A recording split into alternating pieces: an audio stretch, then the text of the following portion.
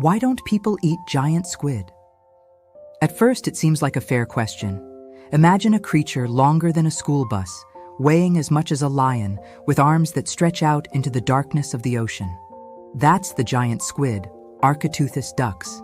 These animals are among the most mysterious and legendary creatures on Earth's oceans.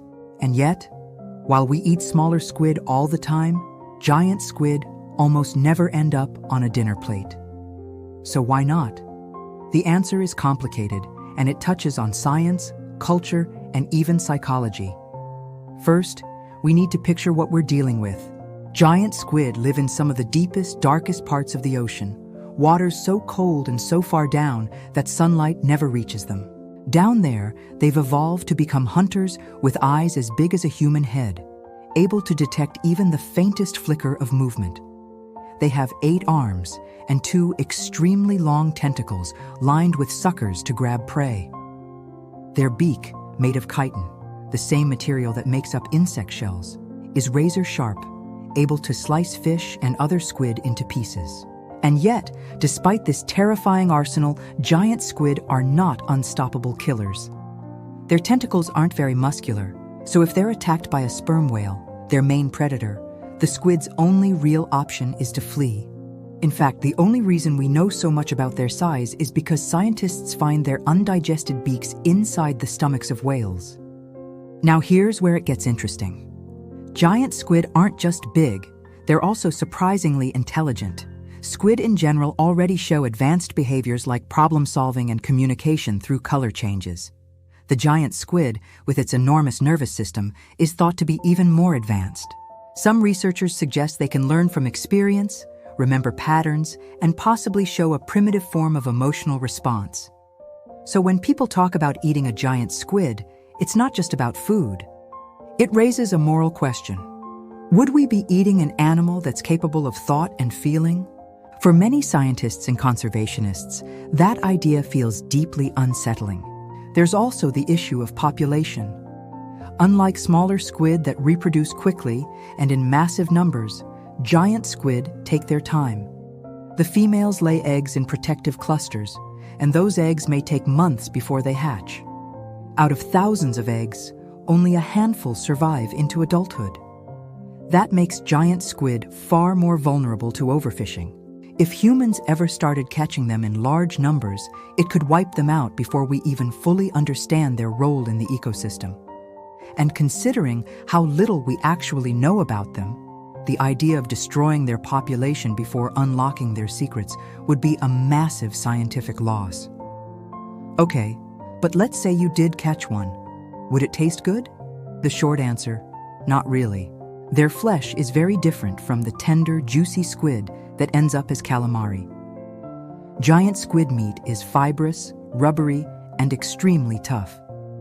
People who have tried it often describe it as nearly impossible to chew. It also carries a strong, salty, almost metallic ocean smell.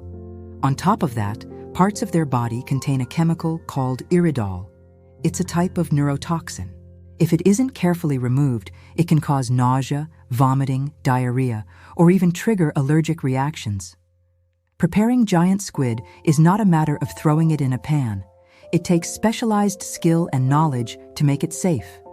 And even then, most people wouldn't enjoy the taste or texture. In short, it's a lot of work for something that just doesn't taste very good. And let's not ignore the psychology. People eat with their eyes first, and giant squid don't exactly look appetizing. Imagine a creature with staring, dinner plate eyes, a parrot-like beak, and arms covered in suction cups and hooks. They look more like monsters from folklore than seafood. For centuries, sailors told stories of krakens, giant sea monsters capable of pulling ships beneath the waves. Those myths were inspired, at least in part, by sightings of giant squid. That cultural history of fear and awe still sticks with us, and it makes the idea of eating one uncomfortable, to say the least. Now, in some cultures, giant squid have been eaten, usually as a delicacy. In parts of Japan, for example, giant squid meat has been grilled, stewed, or even sliced thin for sushi. But this is extremely rare. It's usually reserved for special occasions or curious culinary experiments, not everyday meals. For most of the world, the giant squid is too strange, too tough, and too intimidating to be considered regular food. And yet, if you could get past the texture and toxins, the giant squid might actually be good for you. Their meat is loaded with protein, vitamin B12, antioxidants, and omega-3 fatty acids that promote heart health. In theory, they could be a nutritional powerhouse. But the reality is, the negatives outweigh the positives. The toughness, the preparation risks, and the psychological barriers all mean giant squid are better left as a scientific wonder rather than a menu item. In the wild, giant squid aren't the top predators. They're part of a much bigger food web. They feed on deep-sea fish and smaller squid, and in turn, sperm whales feed on them.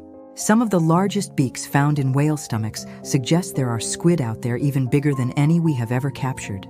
Perhaps 20 meters long. That's longer than a semi-truck. And that's part of the fascination. We've never truly seen one alive in its natural habitat for long. They remain creatures of mystery, glimpsed only briefly by submarines and cameras, or found washed ashore after storms. So why don't we eat giant squid? It's not just one reason, it's all of them.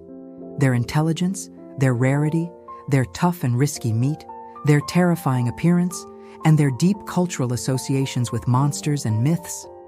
The giant squid is one of the last great mysteries of the ocean. To eat it would be to reduce a legend to a meal.